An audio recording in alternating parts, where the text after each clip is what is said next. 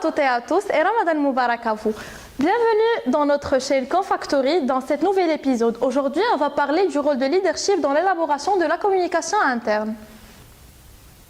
Et pour en parler plus, j'ai le plaisir d'accueillir avec nous aujourd'hui Madame Imen, experte en communication.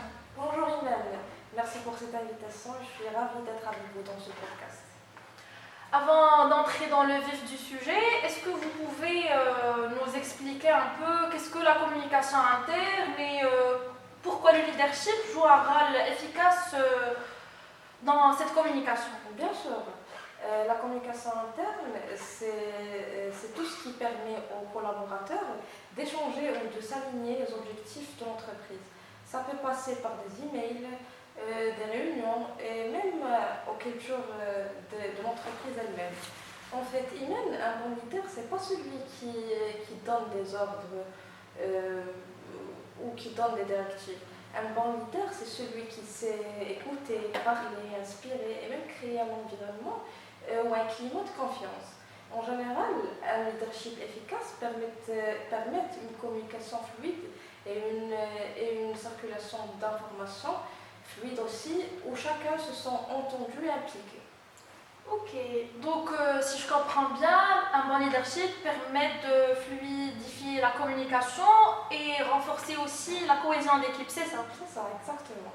Un leader efficace ne se contente pas de transmettre l'information.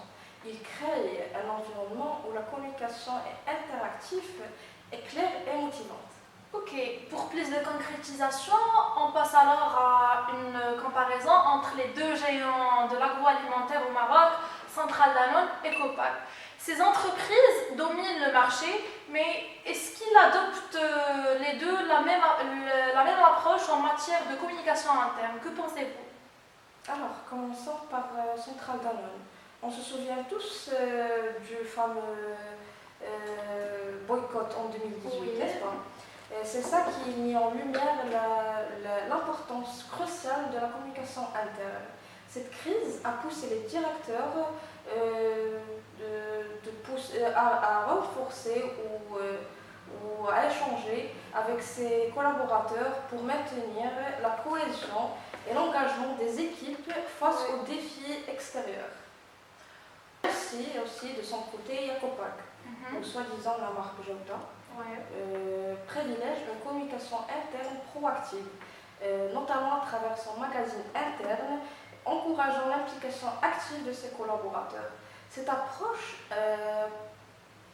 participative a déjà aidé à la circulation fluide de l'information et à renforcer le sentiment d'appartenance des collaborateurs de cette entreprise. Donc, en revanche, Centrale Danone a renforcé sa communication interne en repoussant à une crise externe. Cette différence illustre l'adaptation de chaque entreprise à sa structure. Une coopérative à Copac ou la marque Geuda et une multinationale à Centrale Danone. Donc, chacune s'adaptant sa communication à ses besoins et sa culture.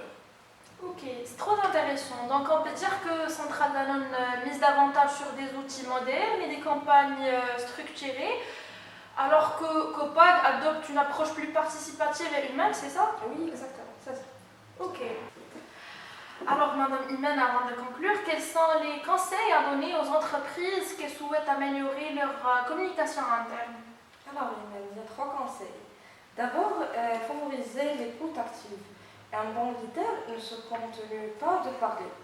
Il sait aussi entendre et comprendre, comme on a dit avant, inspire les besoins de son équipe.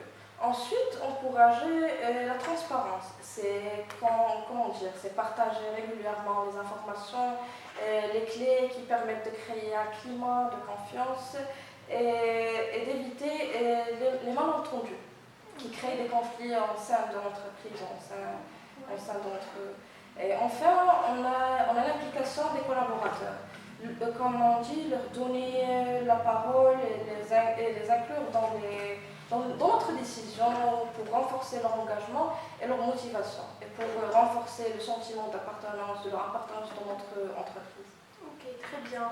Alors, merci à vous, merci infiniment. C'est un plaisir de discuter avec vous. Merci encore pour votre temps et votre précieuse analyse. Merci. Merci à vous, Imen, et bonne continuation à tous vos auditeurs.